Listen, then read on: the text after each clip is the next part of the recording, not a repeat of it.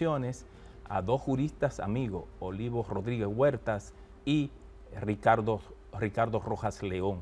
Van a estar con nosotros analizando la reforma constitucional propuesta por el presidente de la República. Pero también debemos compartir con ustedes lo que son las noticias más importantes de la semana, entre ellas el anuncio del presidente de la República de la fusión de varias instituciones del Estado, como forma de ahorrar recursos. A eso ha armado otra polémica, así es que vamos a ver. Eso ya da un programa aparte. Sí. Vamos a ver el resumen de noticias, comenzando por esa, que nos tiene María Alejandra Lazala. Así que adelante.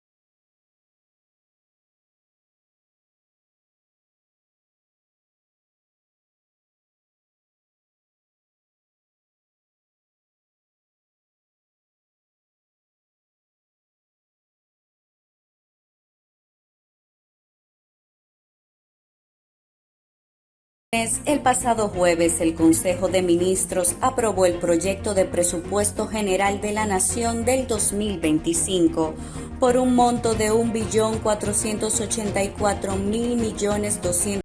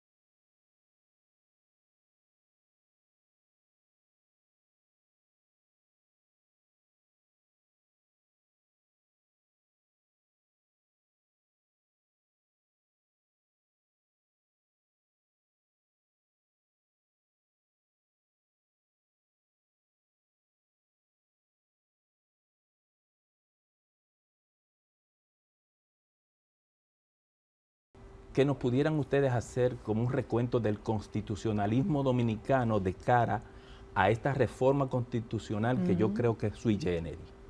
Y ustedes como especialistas explicarán por qué esta reforma constitucional es especial, porque nunca yo había visto en la historia, estudiando la historia y en mi vida, nunca había visto que un presidente se quiera desprender de poder y desprenderse de facultades que otros presidentes lo que han hecho es multiplicarlas. Creo que realmente el ejemplo democrático de la reforma propuesta por el presidente Abinader tendrá como signo eso que tú señalas. La historia constitucional dominicana ha estado plagada en la mayor parte de las veces, y casi vamos para 40 reformas constitucionales. Así es. Con cuestiones no solamente coyunturales, sino muchas de ellas vinculadas justamente hacia el ejercicio del poder, sobre todo en muchas ocasiones para buscar manera de prolongar el ejercicio del poder. De manera que con esta propuesta se cambia, digamos en términos históricos, en cierta forma, ese paradigma, y como tú señalas, Rafael, no es usual, es realmente sorprendente. Por eso hay mucha gente todavía que no cree en esto hasta que finalmente lo vea y que se plasme en los trabajos de la Asamblea Revisora, de que un presidente esté impulsando fortalecer un sistema de elección presidencial a los fines de dar una gran estabilidad, pero que sobre todo venga a garantizar lo que fue un viejo principio no cumplido que apareció muy temprano en nuestro constitucionalismo, de garantizar la alternabilidad en el ejercicio del poder como una forma de dinamizar la democracia. Si a eso tú le sumas la importancia que se le da a consolidar el proceso de constitucionalización del Ministerio Público como un estamento que goce de un mayor grado de autonomía y de estabilidad en la vigilancia, en el cumplimiento de la ley, porque hay que decirlo y no debemos avergonzarnos por ello, aunque sí es una vergüenza, pero la realidad es que los esfuerzos desde el Ministerio Público históricamente han tenido por característica la lenidad. Nunca se había tenido por motivo buscar fórmulas que garanticen o permitan un mayor grado de independencia para perseguir los grandes desafíos, dentro de los cuales está la corrupción, pero también hoy día toda una serie de aspectos que resultan básicos. Todo este mundo del crimen organizado transnacional, todos estos desafíos que hablábamos previo al programa, Rafael y Adelaida, de las cuestiones que pasan en el ámbito del ciberespacio, cómo la revolución tecnológica cambia los comportamientos delictivos, genera nuevos desafíos para la seguridad y los derechos de las personas. Entonces, solamente a través de un Ministerio Público profesional, estable, que cuente con los medios necesarios, se puede garantizar un clima de estabilidad institucional. De ahí que yo creo que el legado que se dejaría una vez concretada esta propuesta de reforma constitucional sí es significativo, al margen del efecto que esto tiene pedagógico, en cierta forma también cultural, como mensaje para América Latina, donde también hemos visto que el populismo, el ejercicio del poder a través de los instrumentos formales de la democracia, a través del voto, ha servido para sembrar unos autoritarismos que se convierten realmente en un atentado a los derechos de las personas. De manera que creo que ese es el gran legado, ese es el gran aporte que está haciendo el presidente Abinader al proponer esta reforma. Ricardo, ¿cómo tú lo ves? Ciertamente. Mira, yo coincido con Olivo en el sentido de que esta reforma que está proponiendo el presidente Luis Abinader es un hito importante si tomamos en cuenta lo que está pasando no solamente a nivel regional, sino también a nivel global. A nivel global, la democracia ha sufrido reveses en los últimos años. A principios de este año, la Comisión Europea produjo un documento importante sobre la forma en que en Hungría ha venido retrocediendo la democracia. En Hungría. Y acabamos de ver cómo, por ejemplo, en México, sí, hay una reforma constitucional que pretende que los jueces se sometan al voto popular, ¿no? Ha habido un escarceo grande, una resistencia de algunos sectores democráticos. Al final se impuso la mayoría del partido oficial, y yo lo que me pregunto es, los jueces, por ejemplo, del estado de Sinaloa, ¿a quiénes van a responder? ¿Van a responder al partido de López Obrador o van a responder a sectores oscuros que controlan ese estado en términos fácticos? Sí. Pero bueno, en este contexto de, como decía Olivo, de desafíos para el fortalecimiento de la democracia y de los principios, el principio republicano, ¿no? Surge esta propuesta del presidente que tiene como característica que está rescatando el principio de alternancia o alternabilidad que apareció, que figuró en varias constituciones del siglo XIX, constituciones dominicanas del siglo XIX, exacto, que todavía aparecen en algunas constituciones modernas. Por ejemplo, en la Constitución de El Salvador, ¿no?, está la alternancia, aunque los tribunales han dicho que el presidente podía reelegirse. ¿Cuál es la importancia de rescatar este principio?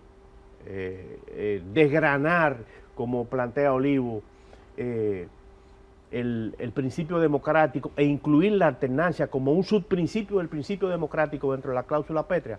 Bueno, que el poder constituyente constituido, ¿no?, está enviando un mensaje claro y está diciendo, a partir de ahora yo no vuelvo a tocar el tema, ¿no?, las reglas de la elección presidencial. Nosotros tenemos una regla actualmente que es la de 2 periodos y nunca jamás, que es una regla razonable. Incluso en una reciente opinión consultiva de la Corte Interamericana de Derechos Humanos, comentada por un gran amigo de Olivo, como es el profesor Alan Brewer Carías, y por otros juristas, primero se afirmaba que la reelección no es un derecho humano, y segundo que aquí se planteó la reelección indefinida. La reelección indefinida, correcto. Aquí se planteó eso. La reelección indefinida. Recuerdo.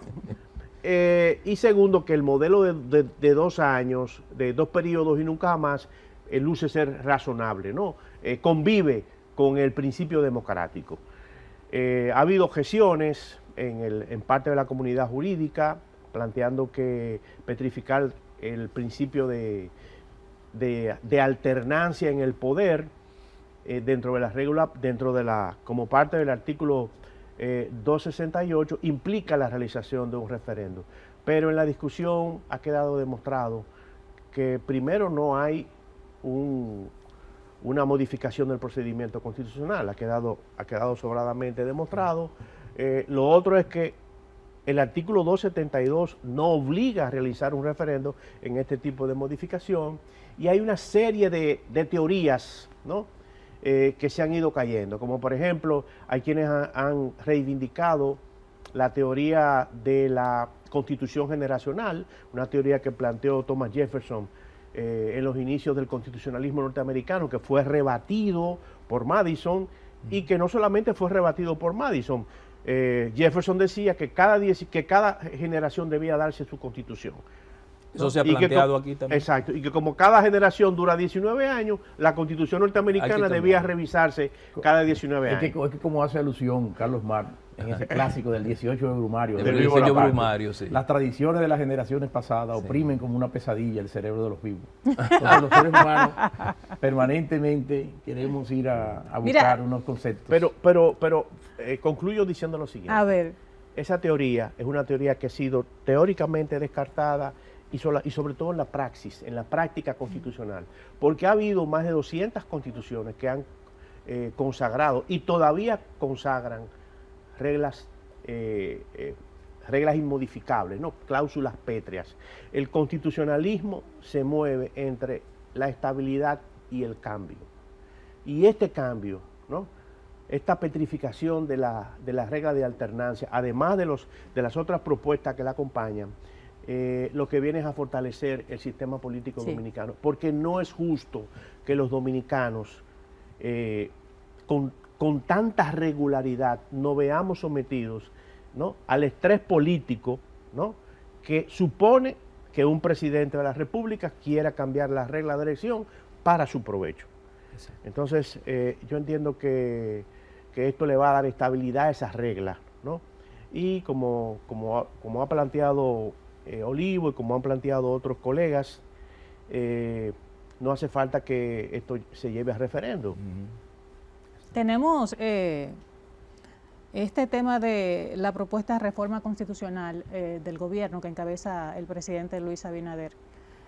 Muchos se preguntan, y ciertamente mucha gente me ha dicho, como lo han señalado ustedes, Adelaida, ¿y tú crees que el presidente Abinader no va a cambiar de parecer en cualquier momento cuando se esté acercando el término de su segundo periodo? Mucha gente lo piensa así, no lo creen por la costumbre que tienen. Ahora bien, esa propuesta de reforma constitucional, quisiéramos que nos digan desde su punto de vista cuál es el punto o los puntos que más revolucionarían la reforma constitucional dominicana de cara a aprobarla. Y el miedo está, que yo sé que Ricardo le ha explicado, te doy seguimiento en las redes, hay una cláusula pétrea que ha dado garantía de que la forma de gobierno de República Dominicana siempre sea la misma. ¿Qué garantías tenemos? Hay un miedo de que si va a venir otro presidente, va a venir otro o fulano o fulana que quieran cambiar esto también para tratar de hacer lo que han hecho otros. Sí, mira, justamente entre las teorías que han sido esbozadas en el desarrollo de la discusión sobre el tema, ha figurado la utilización de un principio, que conocemos los abogados llaman el paralelismo de forma, para que los amigos televidentes tengan una idea de este concepto técnico jurídico. Lo que quieren señalar es que, bueno, de la misma manera en que tú modificas algo, exacto, de esa misma manera después se puede cambiar. Pero en realidad, en el derecho todo no opera así. Ese principio, en primer lugar, no es un principio de base constitucional. Los principios, en muchas ocasiones, un gran papel que tienen es llenar los vacíos. En el caso nuestro, la Constitución es muy clara. La Constitución indica cuáles aspectos pueden ser objeto de una reforma constitucional sin necesidad de un referéndum y cuáles aspectos de reformas dentro de la Constitución necesitan un referéndum aprobatorio. La Constitución no deja lugar a dudas, en el sentido de que utiliza muy claramente una expresión. Cualquier reforma que verse sobre procedimientos constitucionales, lo pudo haber hecho el constituyente en el año 2010 y decir, como pasa con otros de los aspectos que sí están sometidos a referéndum, donde se utilizan las cabezas de título o las cabezas de capítulo dentro de la Constitución. En este caso, no dijo la Constitución que la reforma sobre el sistema de reforma constitucional, esa no fue la expresión que utilizó, sino sobre los procedimientos. Okay. Y dentro del título de la reforma constitucional, dentro de la Constitución hay 2 capítulos. Es el segundo capítulo el que trata precisamente sobre la reforma. Y la reforma se inicia y tiene como punto de partida la ley que declara la necesidad de la reforma, que es una ley especial porque es una ley que el presidente no puede observar y que va y viene a delimitar, aunque sobre esto también ha habido otras discusiones, viene a delimitar sobre qué puede pronunciarse la Asamblea Revisora. Se ha cuestionado entonces con esto del paralelismo, decir, bueno, ¿se puede cambiar? Digo, no.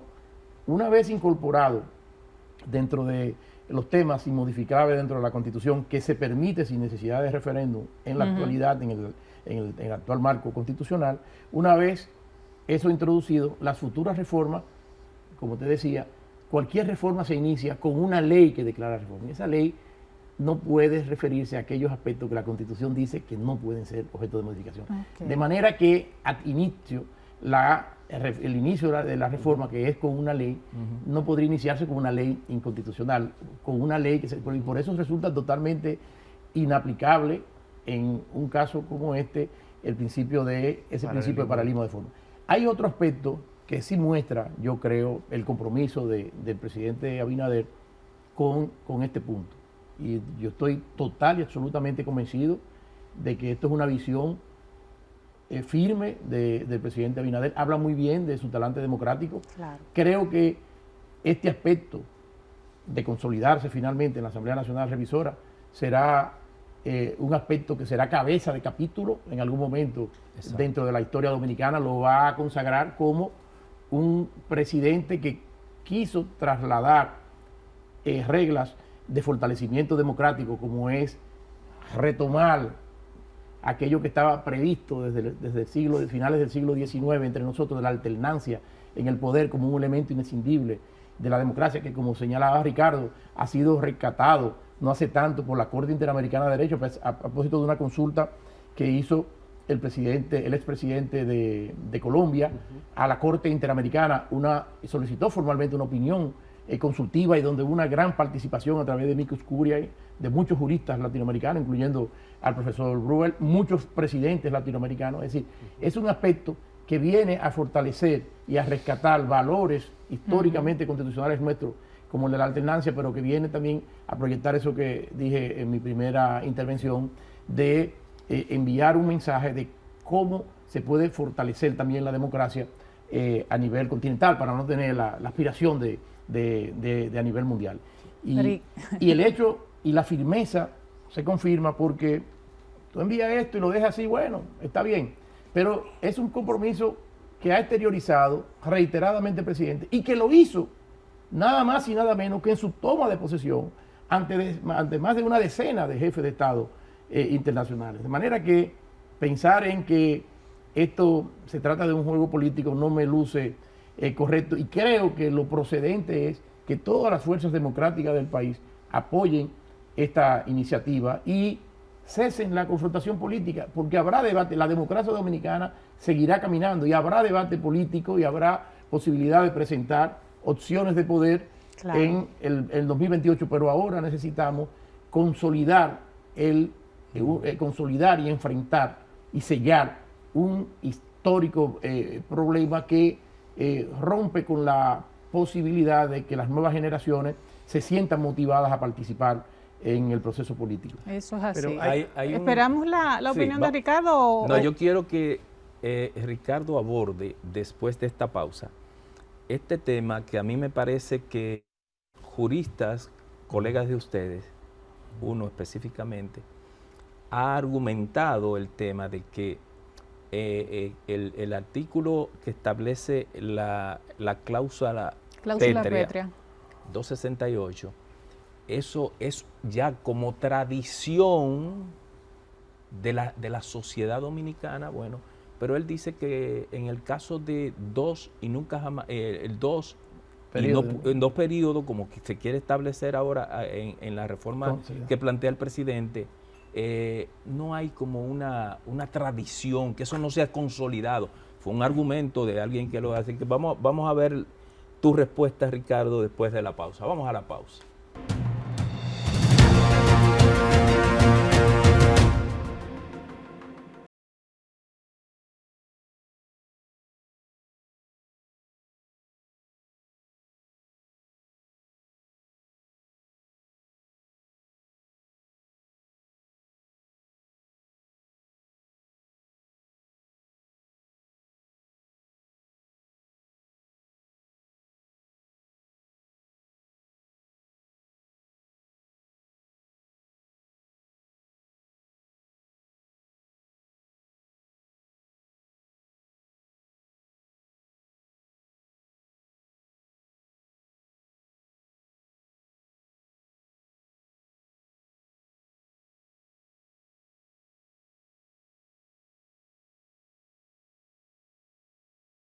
Llevarla a petrificarla. Para establecer la cláusula pétrea, que siempre se me enreda la lengua también cuando la voy a mencionar. O cláusula de intangibilidad. Me gusta llamar pero peor todavía, Oliva, cláusula de intangibilidad.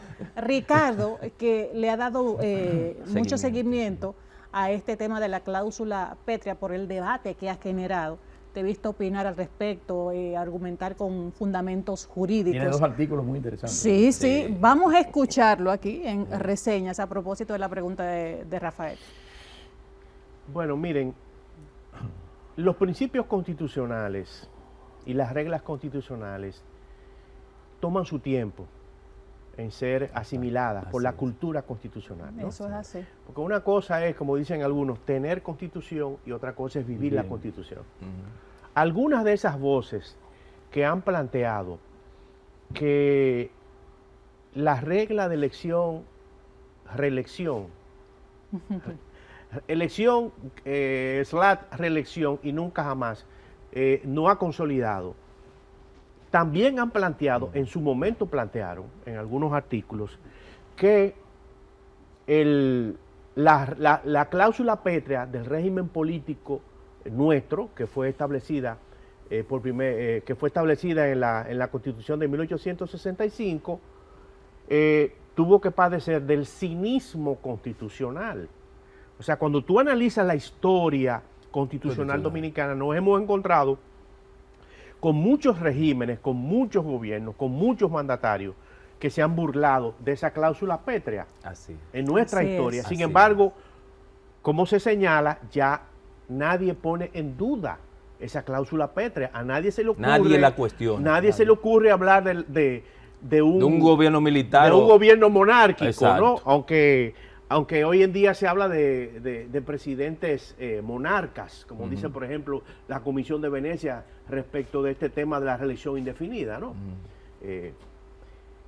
Entonces, el argumento de que no ha consolidado, yo creo que no es válido, porque si nos vamos a la historia, si volvemos a la historia política dominicana, o el principal problema de las reformas, ¿no? O el leitmotiv de la inmensa mayoría de las reformas constitucionales dominicanas, como plantea Olivo, está vinculado a la reforma de las reglas de elección, ¿no?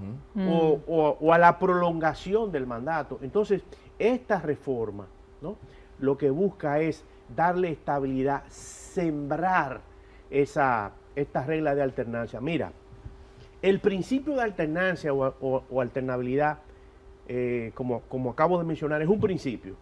Los principios se concretizan a través de reglas. Voy a poner un ejemplo rápido. El derecho de defensa es un principio que está, creo que en el artículo 16 del Código Procesal Penal. Pero en el Código, en la parte especial, hay una serie de reglas, ¿no?, mediante las cuales ese principio toma concreción. Exacto. Usted tiene derecho a un abogado, a usted hay que leerle sus derechos, a usted no le pueden tomar una declaración sin presencia de su abogado, etcétera. O sea, el principio de derecho de defensa se materializa a través de una serie de reglas. El principio de alternancia en el poder se puede materializar o se ha materializado históricamente a través de varias reglas. Una es la prohibición definitiva de la reelección. O sea, no hay reelección. Otra es la reelección no consecutiva, o sea, usted ejerce el poder, descansa, luego puede aspirar de nuevo. Exacto. Probablemente la más inteligente y mejor regla es la que tenemos ahora mismo. 2 periodos y nunca jamás. O sea, es una regla, ¿no? Es una regla que lo que nosotros estamos haciendo, que estamos elevando a la categoría de principio. Detrás de esa regla está el principio de alternancia. O sea, es un principio implícito en la Constitución Dominicana. A través de esa regla. Lo que estamos haciendo es que estamos convirtiendo ese principio en un principio expreso. Pero quería ya agregar lo siguiente. Olivo hablaba en su intervención anterior de la importancia de consagrar este principio de alternancia, ¿no? Y del hecho de que él cree que no habrá, como alguna gente piensa, en el futuro la intención cambio del presidente de cambiar las reglas. Una de las propuestas que complementan, que sellan, que botan la llave del candado, es la que está planteando el presidente también, ¿no?, de que no se puede producir una reforma constitucional que beneficie A él, al a que la los proponga. A los electos, funcionarios selectivos. a los de- funcionarios de ese electivos. periodo. Es como como un candado adicional. Ese, Exacto. ese es el Adicional, artículo sí. adicional que viene ahora en la propuesta. Sí, Bueno, no, eso en está- la disposición está dentro Sí, de la propuesta exacto. desde el origen. Pero hay un aspecto muy interesante sobre el objeto de la pregunta anterior que respondía Ricardo. Y es que, fíjate, este sistema de 2 periodos nunca más se plasmó en la Constitución, en la reforma constitucional del año 2002 en el gobierno del presidente Hipólito Mejía. En el año 2010, que hay que decirlo, la reforma constitucional del 2010, una de las reformas más trascendentales, Sí. Más completo. estuvo precedida de un procedimiento participativo sin Eso es así. precedentes. Así es. Recuerdo que justamente todo ese procedimiento participativo fue objeto de una recomendación del profesor Alan Brewer Caría, al entonces presidente Fernández. Yo recuerdo que fui con mi compadre Radamés Jiménez a Nueva York y a compartir las experiencias del profesor Brewer, que fue miembro de la Asamblea Constituyente de Venezuela del año 99, y le dijo, miren, tengan mucho cuidado porque siempre se había estado debatiendo si hacerlo a través de una asamblea constituyente o a través del procedimiento de reforma, y hacer 2 procedimientos, primero modificar la forma para establecer una asamblea constituyente específicamente Exactamente. y los peligros. Y él recomendaba, lo importante es que todo el proceso de reforma constitucional esté precedida de un régimen participativo, y se organizó todo un sistema grande, porque era una reforma de mucho calado. Claro. Tuvo 3 cosas, integral. la más difundida, la más consensuada y la más participativa. Exacto. ¿Y qué hay que decir de eso? Bueno, en todo ese proceso, justamente uno de los puntos que surgió de esa consulta popular era que se mantuviera el sistema de 2 periodos y nunca más. Sin embargo, eso no fue lo que resultó en la asamblea de la reforma constitucional que se proclamó el 26 de enero de 2010. Se fue contra ella. Y en cierta forma eso fue parte del fundamento filosófico que se utilizó en la reforma del 15. Es decir, es volver a aquel aspecto de la reforma constitucional del 10 que no respetó las consultas populares. Y ahora este aspecto que está señalando, es más, además, la comisión, eso se hizo en desprecio porque la comisión de juristas que el presidente Fernández designó, entre los cuales estaba el profesor Milton Ray, el profesor Fabio Darío Espinal, Liceo Marte, el profesor Raimundo Amaro Guzmán, Y Adriano estaba. Adriano Adriano Miguel Miguel Tejada, Jorge Prats, la profesora Aura Celeste Fernández, el profesor Eduardo Fernández, justamente en la recomendación de propuesta estaba también ese modelo de 2 periodos y nunca más. Nunca más. De manera que yo sí creo que hay una gran base y una gran convicción. Todos sabemos que 4 años es imposible para desarrollar un programa de gobierno. Al otro día de usted juramentarse, ya no le quedan 4 años, le quedan 3 años y tanto.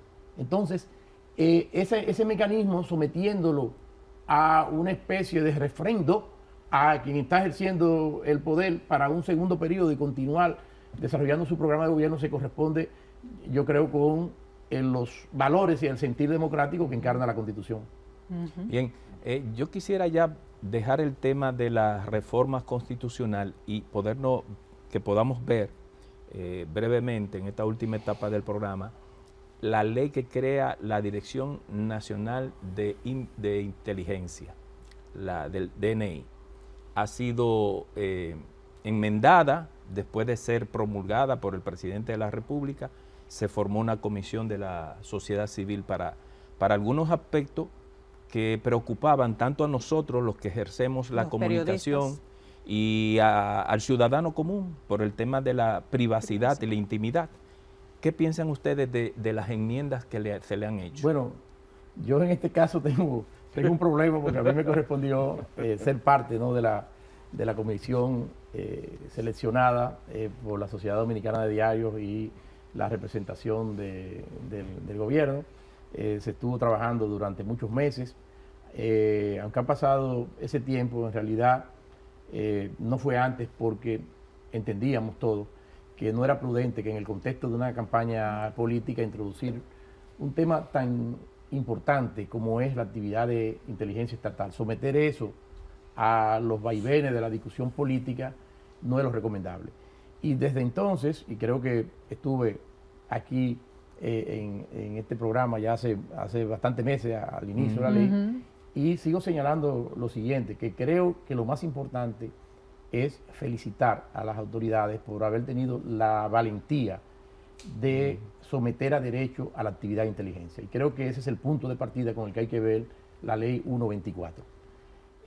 Nosotros hemos llegado 25 años después del inicio de ese proceso de juridificación de la actividad de inteligencia que antes se manejaba en términos opacos y al margen totalmente del derecho. La actividad de inteligencia es algo clave porque es lo que permite al Estado anticiparse ante los grandes desafíos internos y externos que se presentan en todos los planos. No es la visión de la inteligencia y la lucha política, todo lo contrario. Y es necesaria para el funcionamiento correcto del sistema democrático, la estabilidad institucional. Los aspectos importantes que se consideraron en esta etapa incluir en el marco del consenso que se logró en la comisión público-privada que se llevó a efecto es que quedara totalmente claro, porque en la ley realmente lo establecía, decía que toda la actividad tenía que llevarse de a cabo respetando la Constitución y las leyes, pero estas cuestiones a veces es necesario que tengan una precisión y que quede claro que lo que se está hablando allí no es que se respeten los principios y los valores de la Constitución, sino que se diga claramente que todo aquello que venga a restringir derechos fundamentales y que sea necesario en la actividad de inteligencia por no poder ser obtenidas las informaciones por fuentes abiertas, está sujeto a una autorización judicial. Y eso queda debidamente plasmado en el texto para que no haya ningún lugar a duda ni ambigüedad.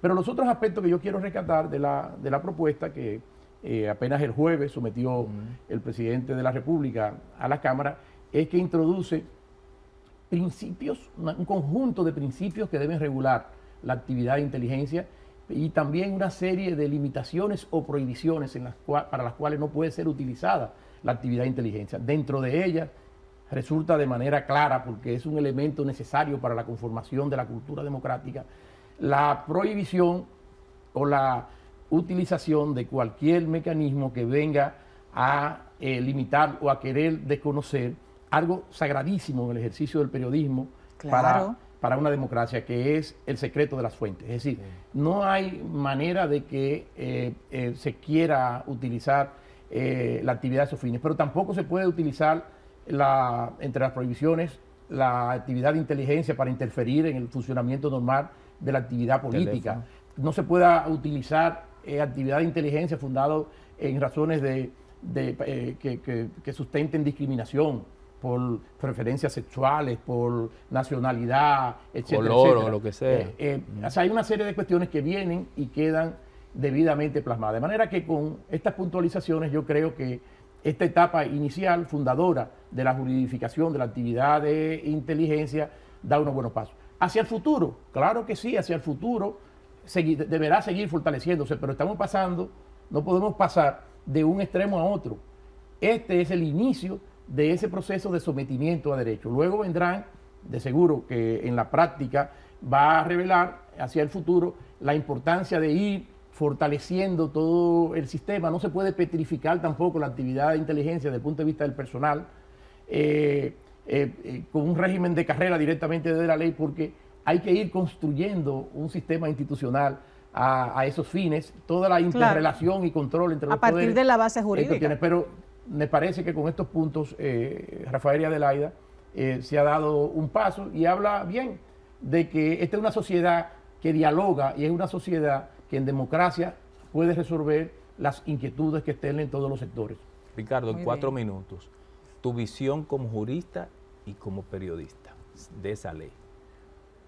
Bueno, yo pienso, en abono a lo que decía Olivo, de que el proyecto de ley el proyecto de modificación de la ley 124 que se está enviando a las cámaras, contiene algunos principios importantes, que esto constituye un primer paso de avance en la juridificación del régimen de inteligencia del país. Yo pienso que esto que va a resultar de la modificación de la ley va a darle garantías al ejercicio del periodismo en la República Dominicana. Yo creo que también el derecho a la intimidad, que queda tutelado en la medida en que, como ha dicho Olivo, se va a requerir autorización de un juez para conseguir informaciones que no están abiertas al público. Yo creo que al final, para los que estamos vinculados, hemos estado vinculados y estaremos vinculados a este mundo de la comunicación, y sobre todo que somos titulares del ejercicio de la libertad de expresión y del derecho a la comunicación, claro, que hoy en día es un derecho que lo ejercen millones de personas en el mundo a través de las redes sociales. Este marco jurídico que se está modificando, que se está fortaleciendo, yo pienso que es consistente, que es coherente con la Constitución y con los principios que de alguna u otra forma hemos adherido a nuestro plexo constitucional, que establecen que el ejercicio del periodismo es una piedra angular de la democracia. Donde no hay libertad de expresión, donde no hay ejercicio libre del periodismo, no hay democracia. Y esta ley, que hace algunos meses generó algún tipo de inquietud entre los medios de comunicación, la sociedad de diarios y muchos opinantes, yo creo que ofrece las garantías de que en República Dominicana sigamos ejerciendo de manera abierta, sin ningún tipo de presión gubernamental, la libertad de expresión y el derecho a la información. Y lo más importante para nosotros, para la audiencia, es que un presidente escucha, pone el oído en el corazón de la gente que está en la calle, de los que están organizados, y atiende esas... No, y no solamente eso, o sea, esta propuesta de modificación de la Ley 124, en la que Olivo estuvo siendo parte de las discusiones, demuestra una vez más que en este caso el presidente Luis Abinader es una persona que no solamente escucha, sino que está dispuesto y cree en la necesidad de corregir lo que sea necesario para que las cosas funcionen bien. Bueno, caballeros, de verdad que hemos tenido una conversación, la audiencia también debe estar muy complacida con todas las explicaciones que estos dos juristas nos han dado a nosotros sobre el tema tan crucial como la reforma constitucional. Olivo Rodríguez Huerta y Ricardo Rojas León, les damos las gracias por edificarnos. Gracias a ustedes. Este es un programa para edificarnos nosotros y la audiencia también.